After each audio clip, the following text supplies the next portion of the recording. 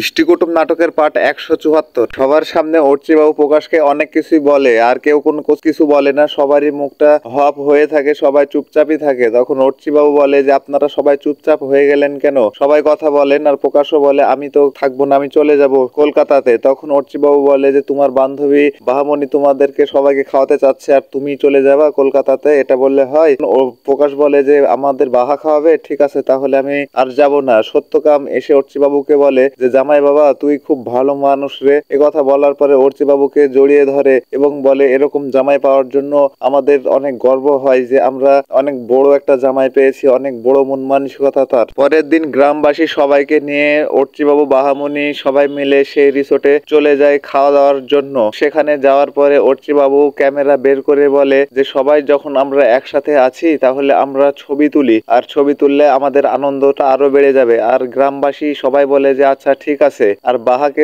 নেয় না, শুধু বলে যে তোমাকে নিব না, তুমি দূরে থাকো। কিন্তু অর্চিবাবু ছবিগুলো সর্বপ্রথম বাহারই তুলে, কিন্তু বাহার সেই সুন্দরী বান্ধবীটাকে ডেকে বাহাকে এমন ভাবে বোঝায় যে আমি তারই ছবি তুলছি, কিন্তু বাহারই ছবিগুলো অর্চিবাবু খুব সুন্দর করে তুলে। কিন্তু বাহা মুখটা হপ করে দাঁড়িয়ে থাকে, তার বরটা তার ছবি তুলে না। বাহামণির বাপটা আসে বাহার সাথে দেখা করার জন্য পলাশমণিতে, কিন্তু রাস্তাঘাট কিছুই চিনতে পারে না। বাহা অর্চিপুরে এতটাই রেগে থাকে যে অর্চির সাথে কথা বলে না। রাগ করে বাহা সেখান থেকে চলে যেতে লাগে, কিন্তু বাহা যায়ও না। বাহা একটা গাছের দাঁড়িয়ে থাকে, আর অর্চিবাবু খুব সুন্দর করে সবারই ছবিগুলো তুলে। তখন বাহা লুকিয়ে থাকার জন্য বাহাকে অর্চিবাবু বলে যে বাহা তুমি ওইখানে লুকিয়ে আছো কেন, এই কথা বলে। তখন বাহা সেখানে থেকে দাঁড়িয়ে থাকতে থাকতে সেখান থেকে বের হয়ে আসে এবং বের হয়ে এসে অর্চিবাবুকে বলে কি হয়েছে, কিছু কি তুই বলবি? কিন্তু সে কথার ফাঁকেও অর্চিবাবু বাহার ছবি তুলে। কিন্তু বাহা অর্চির কাছে এসে অর্চির উপরে রাগ করে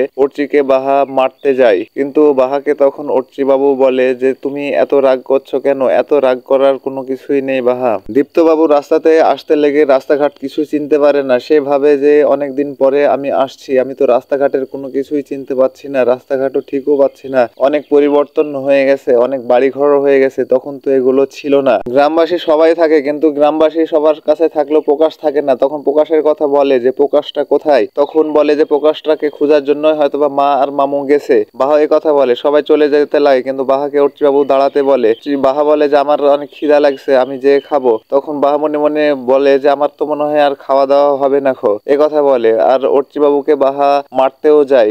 আর বাহাকে তখন অর্চিবাবু তার ক্যামেরাতে ছবিগুলো দেখায় যে দেখো কার ছবিগুলো আমি তুলেছি। আর ছবিগুলো দেখে বাহা অনেকটাই আনন্দ পায় এবং অনেকটা খুশিও হয়। খুশি হওয়ার পরে বাহাকে অর্চি সেখানে জড়িয়ে ধরে, আর বাহার বান্ধবী সহ গ্রামবাসী সবাই দেখে। তখন অর্চিবাবু জিজ্ঞেস করে যে ওরা আবার এখানে কেন, আর ওরা কি বা দেখছে? তখন বাহা বলে যে তুই যে আমাকে সোহাগটা করছিস সেটা সবাই মিলে দেখছে। তখন অর্চি বলে আচ্ছা দেখুক, তাতে কোনো সমস্যা নেই, তুমি আর আমি তো আছি আর তারাই তো আছে, আমরা তো সবাই আপনজন। তারা পিছন ঘুরে সবাই ঘাড় ঘুরে দেখে, আর অর্চিবাবু আর বাহামণি অনেক আনন্দ পেয়ে হাসতে হাসতে সেখান থেকে চলে যায়। বাহার মামা এবং বাহার মা দুইজন মিলে রাস্তাতে যেতে যেতে বাহার মামা রাগ করে চলে যায় একাই। আর এদিকে গাড়ি নিয়ে একটা লোক আসে, আসার পরে তা গাড়ি থেকে নামতেই তাকে জিজ্ঞেস করে যে আচ্ছা এটা আপনি এদিকে একটু শুনেন। সত্যকাম মনে মনে ভাবে যে এই লোকটাকে আমি কোথায় দেখেছি, এই লোকটা তো আমার খুব পরিচিত মনে হচ্ছে, এ কথা মনে মনে ভাবতে থাকে। আর দীপ্তবাবু মনে মনে ভাবতে থাকে এই লোকটাকে তো আমিও কোথাও দেখেছি।